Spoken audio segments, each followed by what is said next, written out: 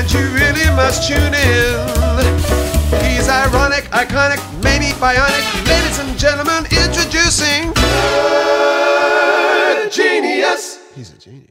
Hello ladies and gentlemen, this is Michael Burhan and this is Oliver Hughes, and well, basically this is our review of SteamWorld Dig. Now, SteamWorld Dig is basically a platformer with RPG elements. It's in a similar vein to games such as Dig Dug.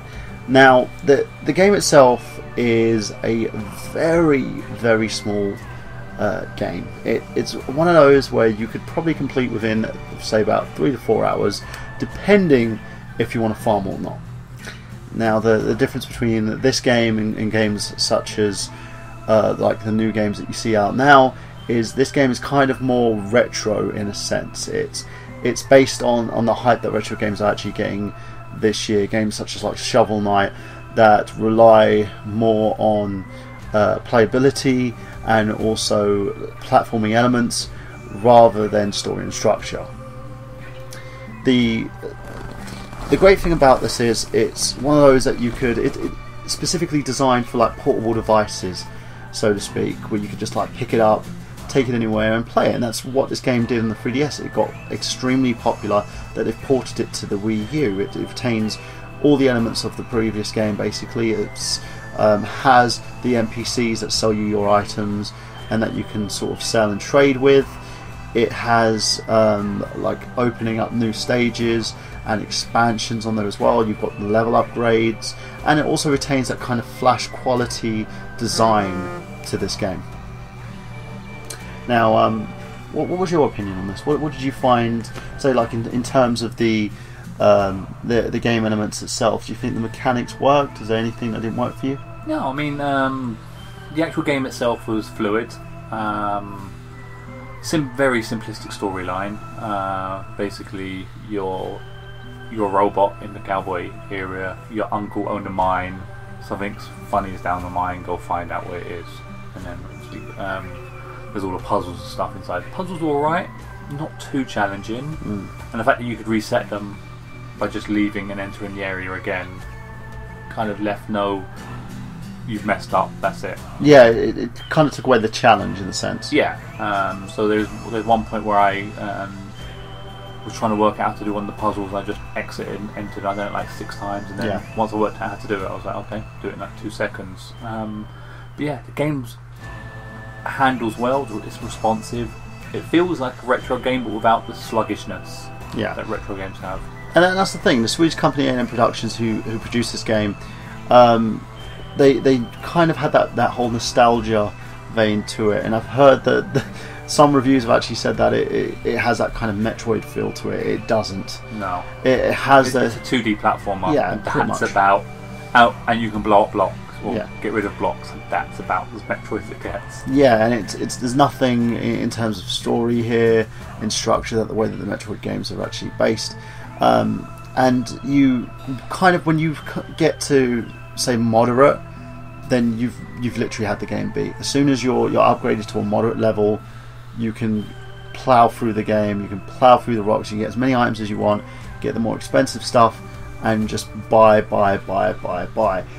We kind of farmed, so it gave us an extra 2 hours. And in terms of playability in the game itself, the game is something that I think, for me, has no replay value. I can play it for 6 hours and that's it. Once I've completed the game, I'm done. Yeah, we completed the game.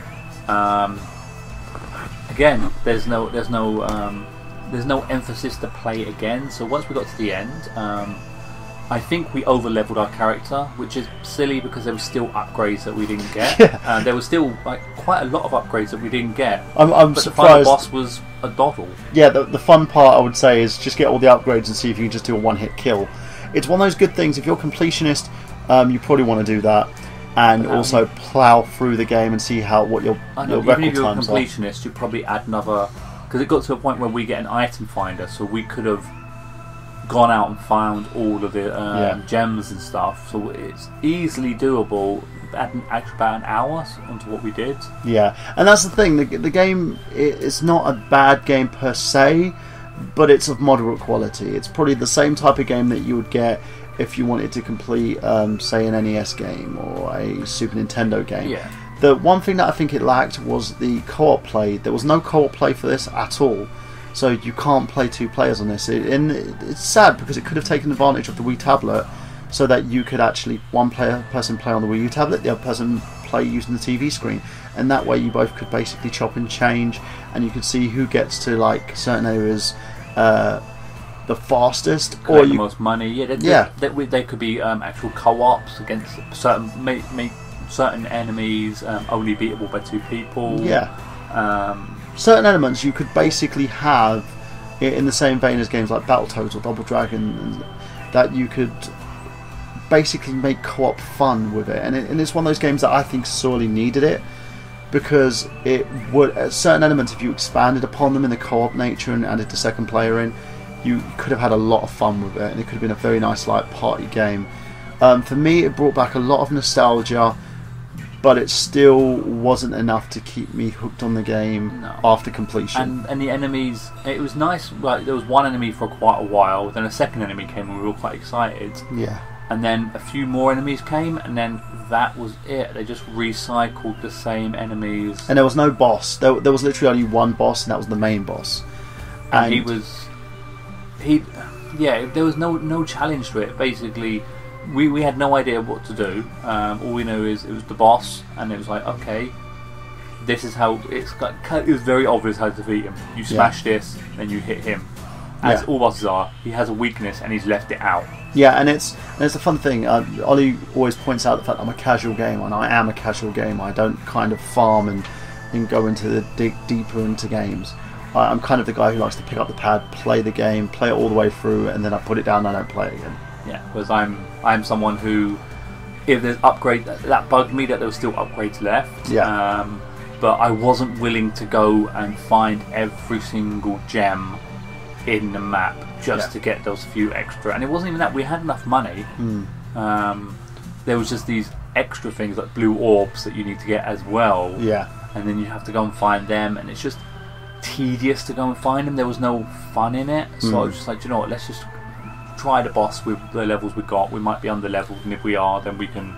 And the one thing that I would say that the game could take a note of is, if you played Castle Crashers on the Xbox 360 and PlayStation 3, that game gets nostalgia and it gets it down right, because it has that kind of hack and slash like the old games like Golden Axe, but that game has the enemies in co-op this elements. You literally stand there with your drill arm or your axe, and they walk towards you, you hit them, they walk away, walk towards you, and if you back them into a wall and just keep hitting, they just freak out and die. But some of them will die almost instantly. Some of them will take a good minute of you just constantly hitting them. And I find that the upgrades weren't as effective as they should have been. Like new drill arms. Like, oh, okay, I've spent all my money on that. Yeah, and then it would just seem like it was slow, and you had to upgrade that even further in order to get it working the same as the other arm was. The pickaxe, we found that we relied on the pickaxe a lot more than we did the drill, because it was easier. We killed the main boss because we had a better pickaxe that was cheaper than actually paying for the drill. Yeah.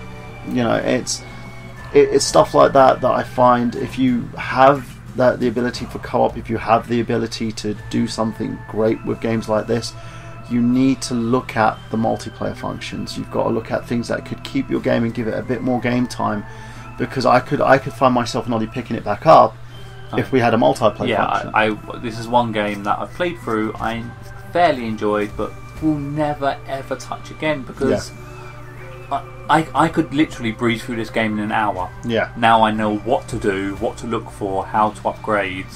And it was literally, as we went through the first of the short play, I played the game before he did, so I could take him through those first few stages, and he breezed it because I knew where we were going. Yeah, it feels like a kid's game. Yeah. But not for the attention span of a kid. Yeah, my children would not basically sit there and focus on this game because of the fact that it's monotonous. Yeah, so kids get bored very easily. So it's monotonous, so you need to have an adult's concentration, but it's easy, so you have to have the kids.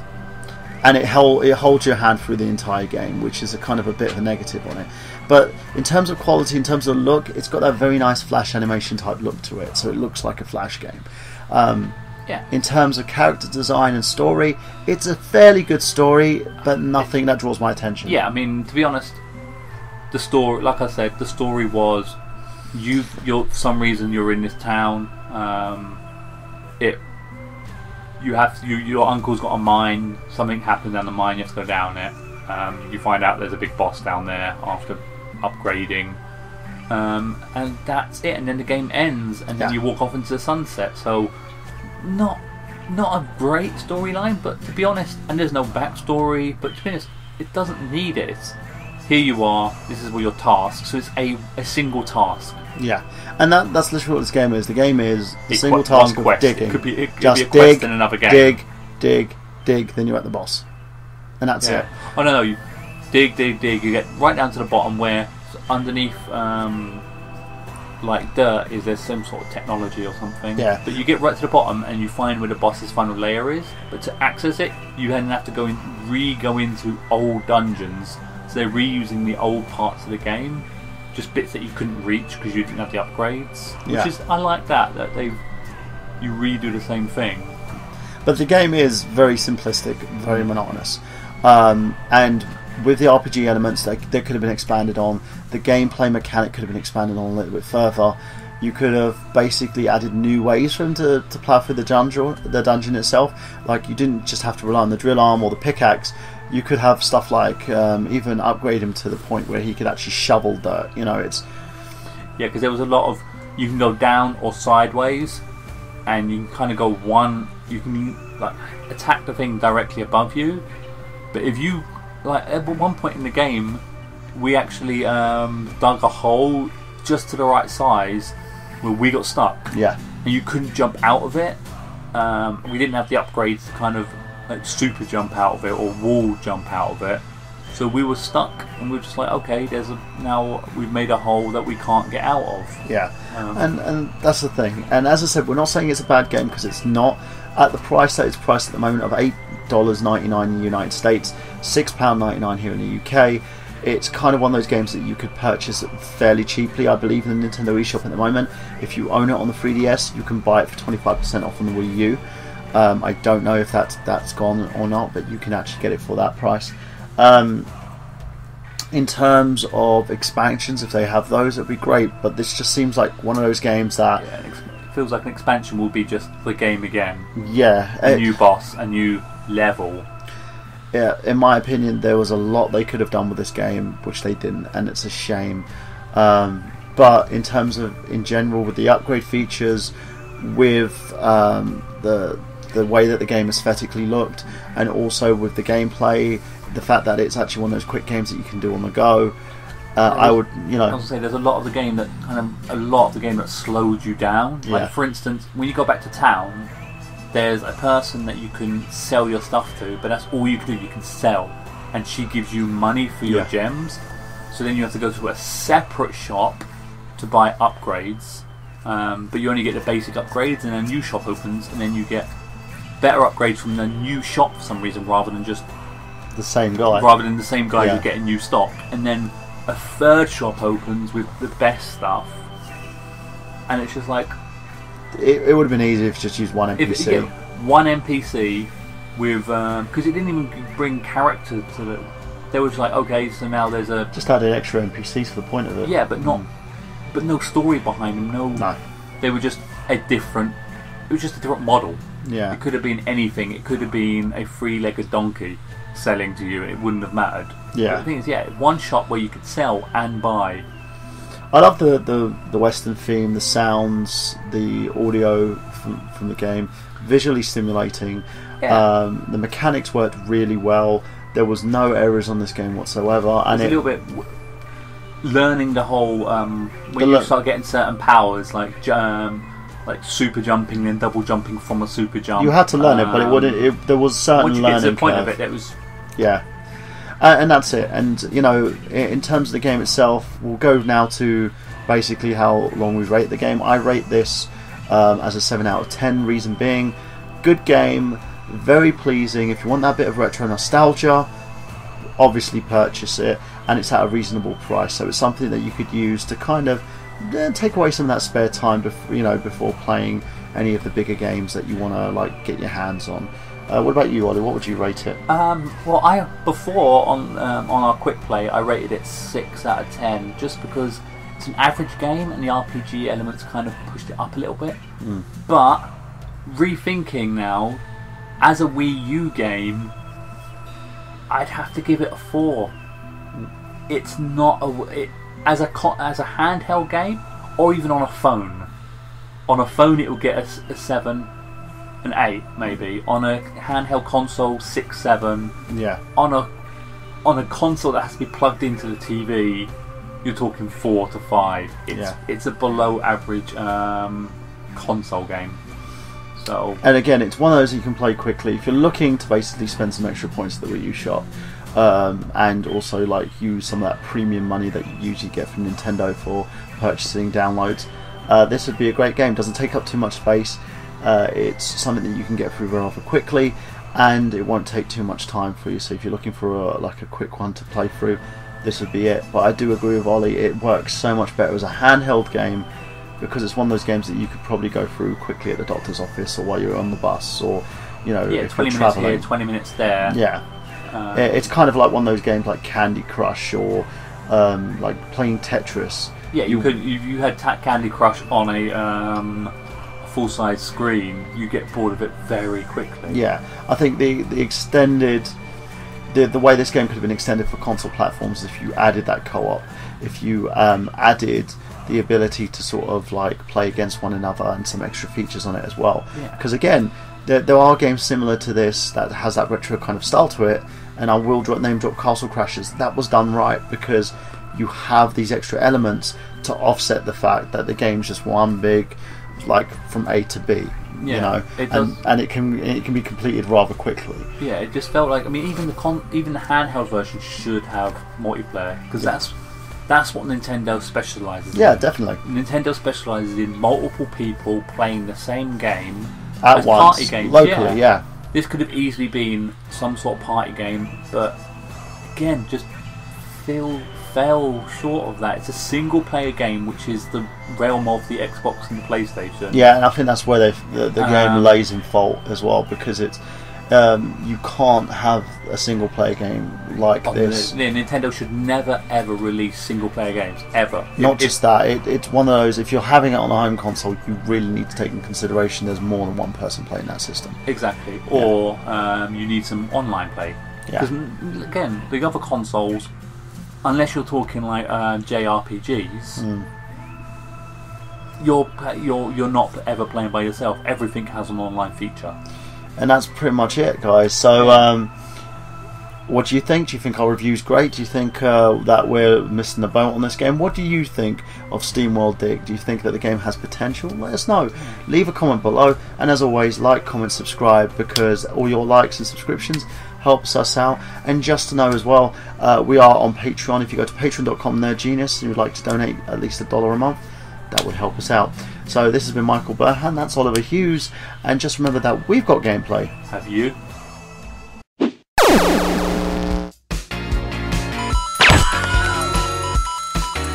If you only knew the power of the dark side. 2, 1, 0.